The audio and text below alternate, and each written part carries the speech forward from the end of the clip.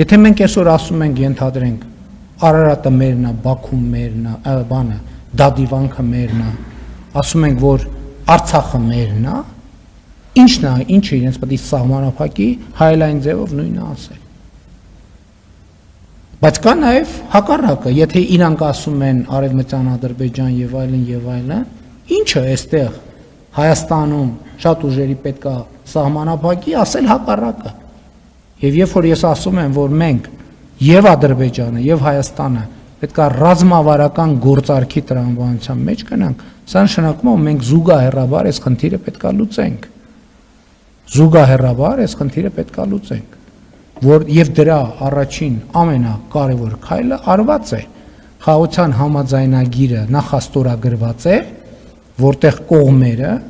միմյանց տարածքային ամբողջականությունը, ինքնիշխանությունը, սահմանների անխախտելիությունը ճանաչել են Ալմատայի հռչակագրի հիման վրա։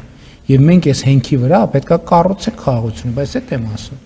Իրականում ես ինչ խոսում եմ, հենց դրա մասին եմ խոսում։